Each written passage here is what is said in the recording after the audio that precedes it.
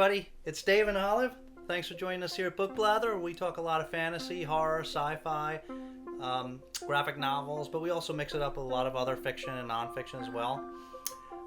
If you're new here, or you haven't yet subscribed, please consider hitting that subscribe button along with that notification bell so you get notified when we upload videos. And today, we're going to be doing a special book haul.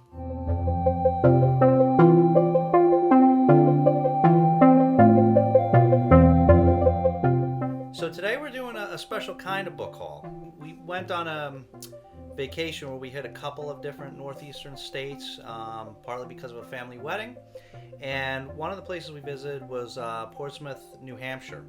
And they have a few used bookstores there. And of course, you know, can't pass up a nice used bookstore.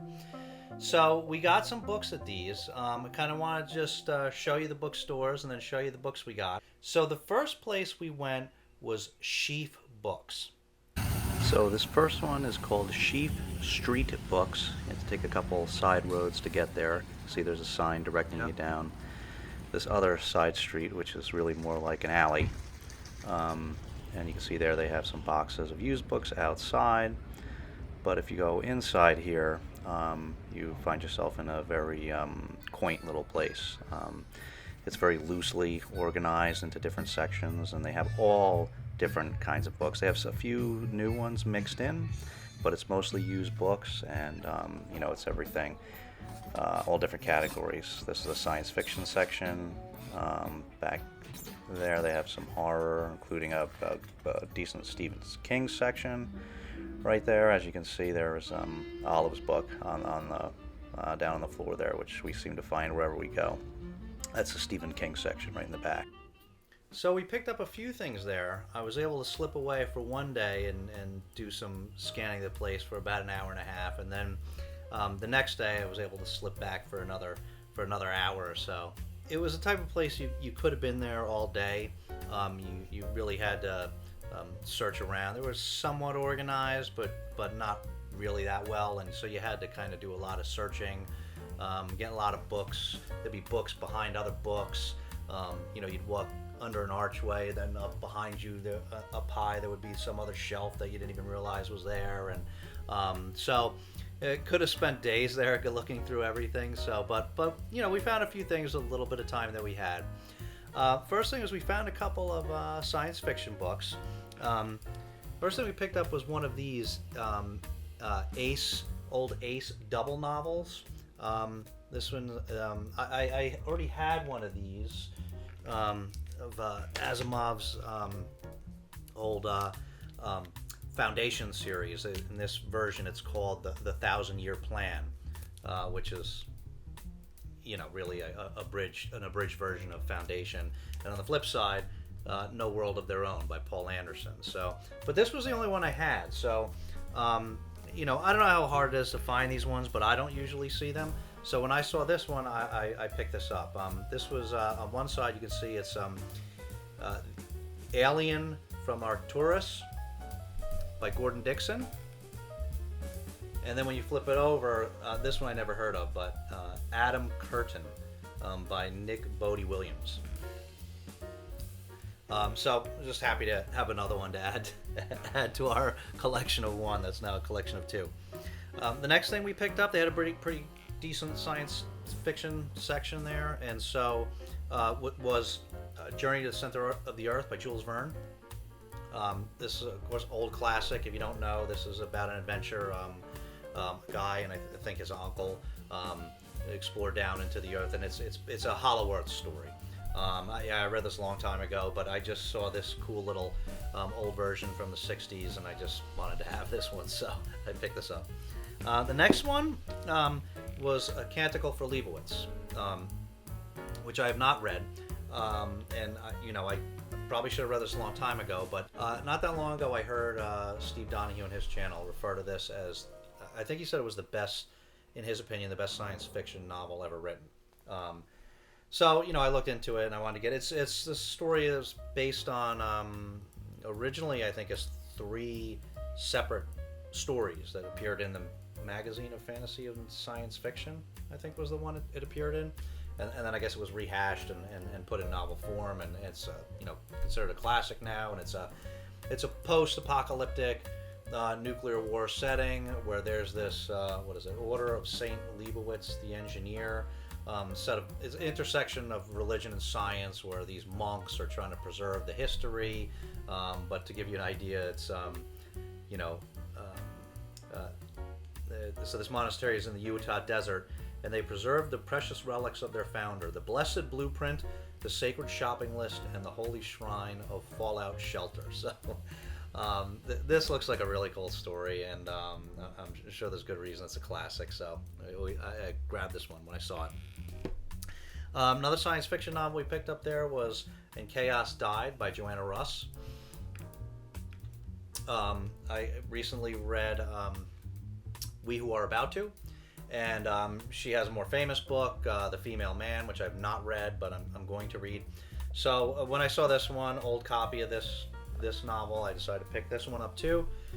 This is about it's set in the future, and it's about somebody from Earth that they have something goes wrong with their spaceship, and they crash land on a planet that's already inhabited by Earthlings.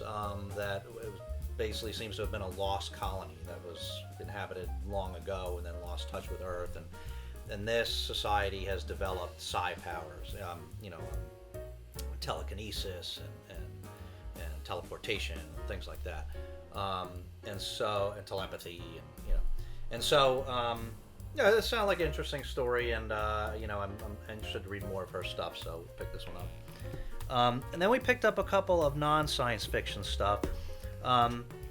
Saw this book, which I had never heard of, by John Steinbeck, The Log from the Sea of Cortez. I'd never even heard of this book, and this is basically a travel log adventure where he is on a sardine boat with his biologist friend Edward Ricketts to collect invertebrates from the beaches in the Gulf of California. And so I guess it's part science, part philosophy, part adventure. I don't know. It almost sounds like a Steinbeck version of Darwin's Adventures or something. But so it looked really interesting, and not my normal type of book, but this one, I don't know, for some reason grabbed me, so I picked this one up.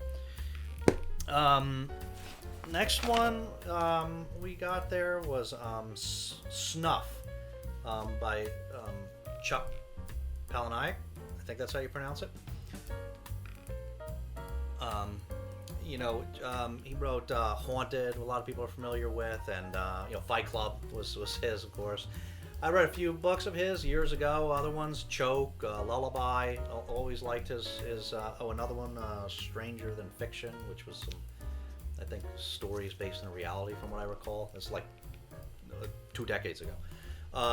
And so I hadn't actually heard of this book, so it sounds a little salacious about somebody in the adult entertainment industry, but I'd never heard of it, and this was first printing, so I just grabbed it. It was a good price. So, and the last one we picked up at Sheafe Books is Salem's Lot by Stephen King.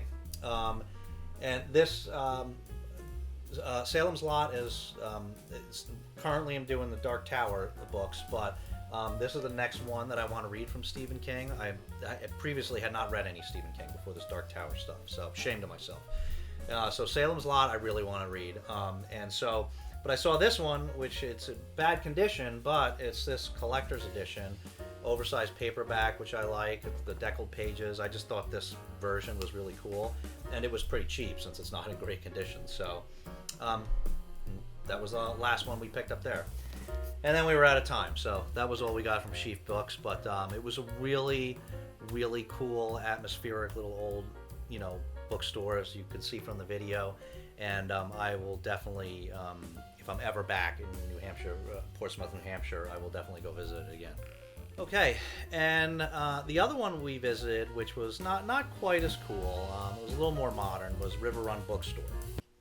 So this is RiverRun Books. This, as you can see, is on a little more of a main strip. It wasn't down some side streets like Sheafe Street Books.